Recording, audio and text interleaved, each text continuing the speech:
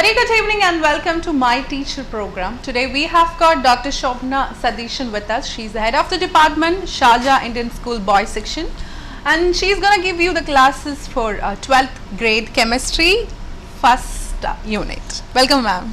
Thank you. And students, at any time you have got any doubt, there will be a number which will be displayed on the screen. You can give a call to that number, and 3939 is the SMS number. Teacher is going to give you clarify your doubts through the SMS as well, and the last option is info@ntvua.com. anytime you can mail us and we will be giving all the details for your mail through the as a good reply and to the session.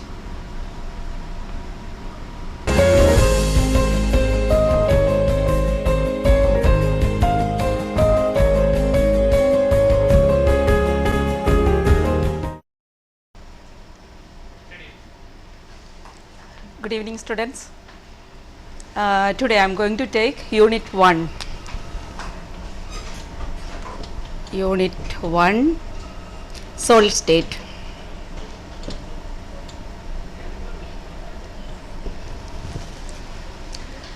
This lesson carries 4 marks. Usually, numericals and theory based questions are coming from this lesson. Normally 3 marks problem and 1 mark reasoning type question in most of the papers. Sometimes 2 plus 2, 2 marks 1 problem and 2 marks 1 reasoning type question.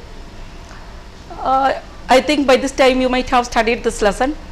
Today my plan is to revise this lesson. Important theory portions I will revise. Then I will make you do some CBSE previous year's questions also. Okay. Now let's start with this solid state.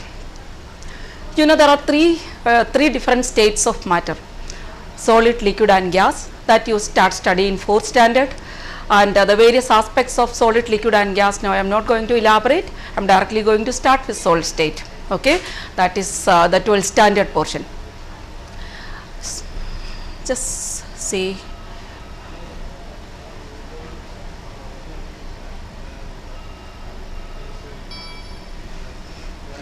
Okay, solids are classified into 2 types: crystalline solid and amorphous solid. This classification is based on the arrangement of particles. Arrangement of particles means in the crystalline solid, particles have a long range order, means complete order is there throughout the crystal.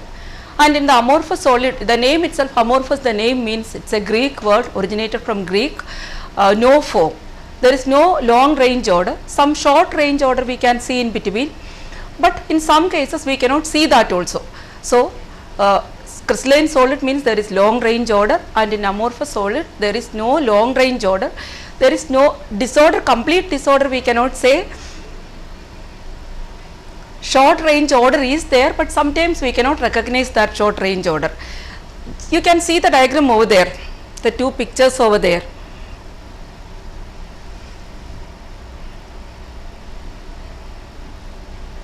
That first diagram there is complete order. See that first diagram, and in the second diagram there is no such order. Is it? You can recognize from the picture. Actually these 2 substances are made up of SiO2. This is the chemical. The 2 substances are made up of SiO2, but in one substance there is correct order you can see, whereas in the other substance there is no such order. The first substance where there is the correct order is there is crystalline, and that is quartz. The second substance where there is no order, disorder you can see, same SiO2 only, but this is glass. So quartz is crystalline in nature and glass is amorphous in nature. Okay. Now let us move on to the next slide. Based on this order, the arrangement of particles, we can classify solids, crystallines. We can study the properties of crystalline solid. So many properties are there, like melting point, enthalpy of vaporization, cleavage property. All these properties I think you might have studied, and I am not going to elaborate all those properties. Now we are going to study the classification of crystalline solid. How many types of crystalline solids are there? We can see the classification. Molecular crystalline solids are there, then ionic crystalline solids are there, metallic solids are there and covalent or network solids are there. This classification is based on the constituent particles and the interparticle force of attraction.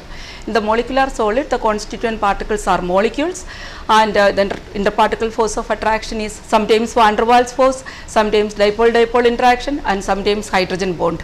Whereas in the ionic solid, the particles are ions, the interparticle force of attraction is Coulombic force of attraction, and in covalent solid, the constituent particles are atoms and the interparticle force of attraction is covalent bond, and in the metallic solid, the particles are metal ions embedded in sea of electrons, and the interparticle force of attraction is, we call it as metallic bond. Because of the difference in the interparticle force of attraction, the properties of these different type of solids are different. That also you might have studied in the theory, and today I am not going to repeat all those things. These are all simple portions that you can read and understand. Now let us see the next topic. Now we are going to study the most important portion in the solid state, that is crystal lattice. What do you mean by the term lattice? Lattice means the three-dimensional arrangement of points in the space. Crystal lattice is the three-dimensional arrangement of points in the space. When I say points, it represents atoms, molecules or ions. Three-dimensional arrangement of points in the space. Two-dimension you can very well understand. Okay, two-dimension I will draw. Two-dimensional arrangement of points. This is an example of two-dimensional arrangement of points.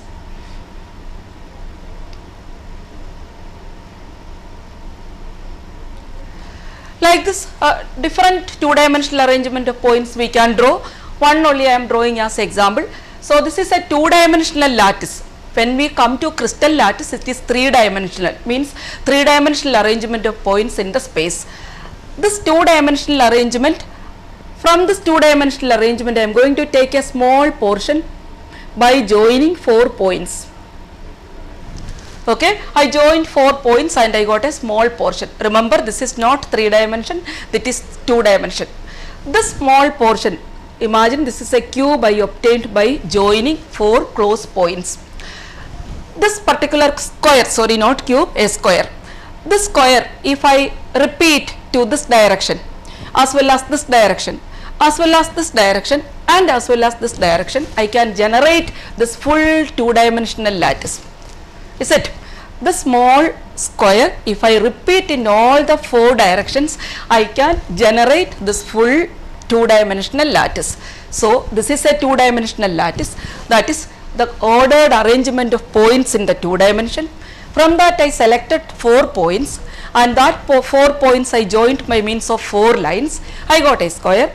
By repeating the square in all these directions, in all the 4 directions, without drawing this lattice, I can generate the full lattice. This small portion I marked is known as the unit cell of this 2-dimensional lattice. Okay, unit cell of the 2-dimensional lattice. For example, you can imagine a tiled floor. You just imagine the tiled floor. So many tiles are there. The corners of the tiles you imagine as points. And the one tile you obtain by joining such 4 points is the unit cell of this tiled floor. So tiled floor is a 2-dimensional lattice, and one tile represents what? One tile represents the 2 dimension. Similarly, we have 3-dimensional lattice, means we are studying crystals, we are studying solids. Solids are 3-dimensional. So 3-dimensional lattices we have various types of arrangements of points in the 3-dimensional space possible. Various types means 14 such types are identified by the scientist Bravis, and he named it as 14 Bravis lattice. So 14 different types of arrangement of points in the 3-dimensional space possible. One I will show you, same like the 2-dimensional what I was drawing over here. A 2-dimension when we can draw like this, by drawing points like this. Okay, then you place one more layer above it, that means it is going to become a 3-dimension. Another layer above this, you keep another layer of points exactly above this. When you keep like this, another layer of points exactly above this.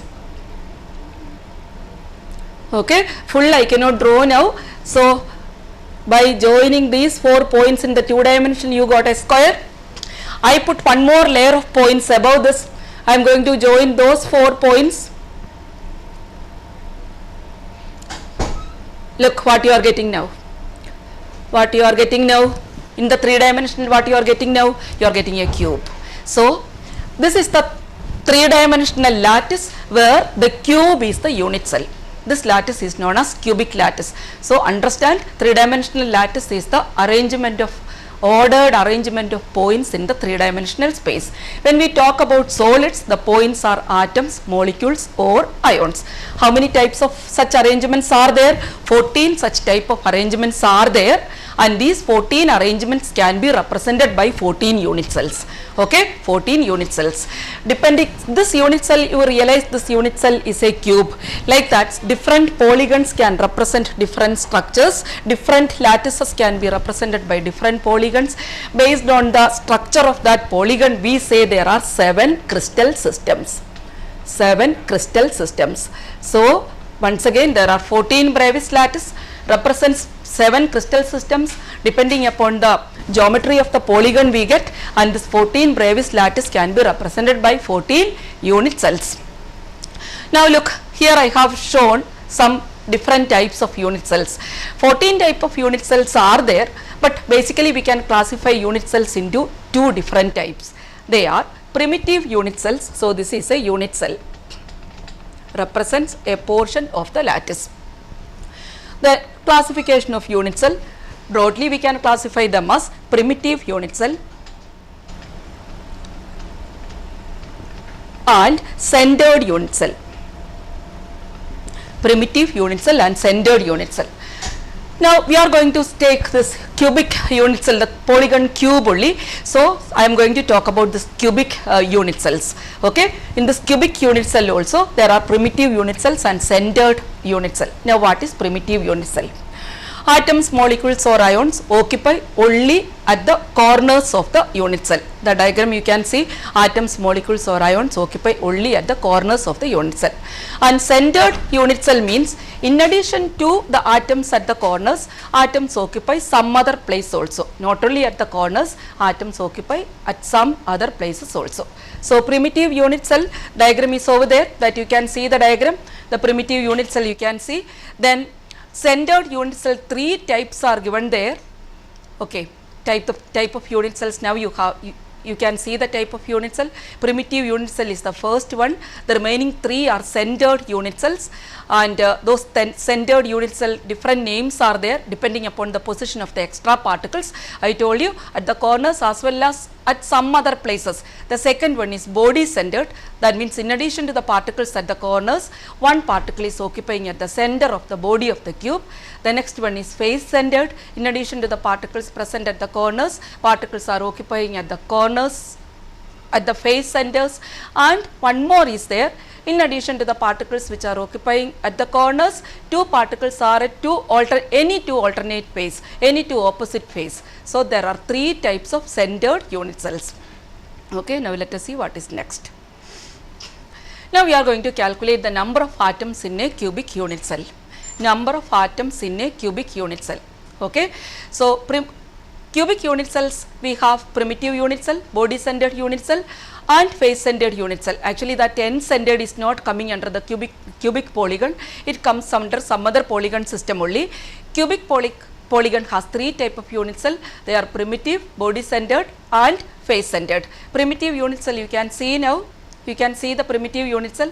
Look at the position of particles. The particles occupy at the corners of the unit cell, and also 3 pictures are given there. The first picture represents the center of the particle only. That structure is known as open structure, in order to make you understand the position, the location of the particle. The second structure represents the space filling structure, that represents the correct dimension of that particle. Means all the particles we considered as spheres, may not be in the shape of sphere, but we consider all the particles as spheres. And see that the third structure gives how much portion of that sphere belong to this particular unit cell. Actually this unit cell is surrounded by so many other unit cells in all the directions. Above, here, this side, this side, everywhere unit cells are there. So that one sphere is shared by how many unit cells? You can imagine one lemon. you cut that lemon into how many pieces to get this type of one small piece over there? I think you understood. You have to cut the lemon into 8 pieces. Means like this you can imagine. If you cannot imagine all the cubes surrounding this particular cube, you can imagine like this, one lemon you take, cut it into pieces. One portion, one piece is having this particular shape given by that C diagram. Okay, that piece, when you cut the lemon into how many pieces, you get that particular shape. I think you understood. 8, is it? So one cube's belonging is only 1/8 of that sphere. This particular sphere contribution to this particular unit cell, one sphere contribution to this unit cell is only 1/8 of that particular sphere. Like that, how many corners are there? 1/8. How many corners are there? 8 corners are there. 8 spheres are there at the 8 corners. So each spheres 1/8 only belong to this particular unit cell. So 1/8 into 8 is the belonging of, or the number of particles in the unit cell of this cube. 1/8 into 8, that is only one particle belong to this particular unit cell, not all the 4. Okay, all the 8, those 8 spheres are divided into, each sphere is divided into 8. 1/8 into 8, like that, 8 particles are there. So 1/8 into 8, one particle belong to this primitive unit cell. Now let us go to the next. Body centered cubic unit cell. Look at the position of particles. Spheres occupy at the corners as well as at the center of the body. The corner contribution is again 1/8 into 8. Corner contribution is 1/8 into 8. Okay, 1/8 into 8 means once again it becomes what? It's equal to 1, and one particle is at the center of the body. That particle is not shared by other cubes. That means that particle belong to that particular unit cell itself, is it? Therefore, the total number of particles 1/8 into 8, that is equal to 1, plus one particle that is there at the center of the unit cell, that is belonging to that particular unit cell only. That diagram I am not drawing again. Okay, so the number of particles belonging to the body centered BCC unit cell is equal to 2. Now let us see the next one. Face centered cubic unit cell. Look at the face centered cubic unit cell. Particles occupy at the corners and particles occupy at the face centers. Okay, corner contribution is again 1/8 into 8, that is equal to, that's equal to 1, and face centers, the particles occupy at the face center. A particle occupying at the center of the face is shared by how many faces? One particle will be shared by how many face? 2 face. So one unit cell has its only half of that particle belong to a particular unit cell. Okay, only half of that particle which is located at the center of the face belong to that particular unit cell. So 1/2 into how many such faces are there in the cube? There are 6 faces. Therefore 1/2 into 6, that is equal to 3. So face center contribution is 3, and corner contribution 1/8 into 8, that is equal to 1. So total number of particles in the FCC unit cell is equal to 3 plus 1, 4. Okay, once again, in order to make you understand, I will repeat. In a primitive unit cell, atoms occupy only at the corners. Each particle's 1/8 portion only belong to that particular unit cell. So in a primitive unit cell or simple unit cell, the number of atoms or number of spheres per unit cell is equal to 1/8 into 8, that is equal to 1. In a body centered BCC unit cell, spheres occupy at the corners as well as at the center of the body. Therefore, the number of particles belonging to that particular unit cell is 1/8 into 8 plus 1, that is at the body center, which is not shared by other cubes. So 2 particles belong to that BCC unit cell. Now when you come to this face centered unit cell, atoms occupy at the corners as well as at the face centers. Corner contribution again is 1/8 into 8 plus face center contribution is 1/2 into 6. So altogether how many particles are there? 4 particles are there. The number of particles belonging to the unit cell is denoted by Z. So Z is equal to 1 for primitive or simple Z is equal to 2 for BCC unit cell and Z is equal to 4 for FCC unit cell. Very important for calculating problems, we have to do the problems based on this. So, this Z is equal to 1, 2 and 4, very important. Now, let us see what is next. Okay. Now, we are going to see the next important portion of the solid state, that is close packing in solids. In a solid, we know that solids are rigid, solids have high density. Why this is so? This is because particles in a solids are closely packed with maximum efficiency, means leaving minimum space. So, this close packing we are going to study 2-3 types of close packings we have to study. In order to understand again 3-dimensional, it is 3-dimensional close packing. In order to understand 3-dimensional close packing, I will tell you what is 1-dimensional close packing. Imagine again atoms, molecules or ions are spheres. 1-dimensional close packing of spheres, that can be in a line like this. 1-dimensional close packing of spheres can be in a line. Only it is possible on a line. So, this is 1-dimensional close packing, 1-dimensional close packing of spheres. Now, consider this particular sphere. How many spheres are touching the sphere? 2 spheres. Or how many neighbors are there for this marked sphere? 2 neighbors are there. These 2 neighbors touching this particular sphere is known as the coordination number. Coordination number of this sphere. So, coordination number of a sphere in 1-dimensional close packing is equal to 2. Okay. So, I think you understood what is 1-dimensional close packing.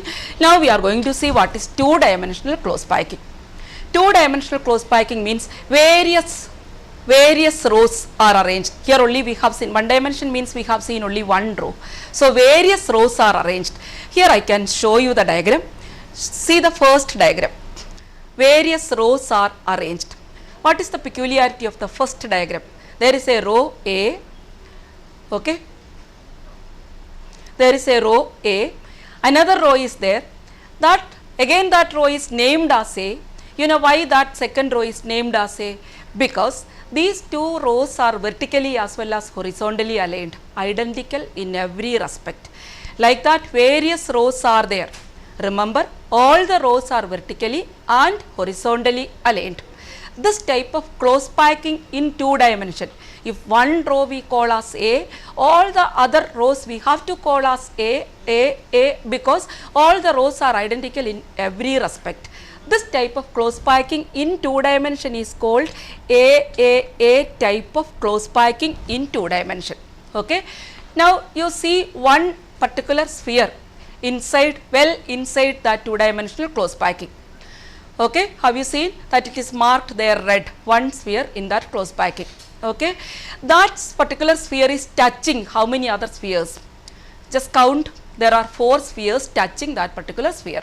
So, we can say the coordination number of any sphere in this A type of close packing is equal to 4. Coordination number is equal to 4. Again, do one thing.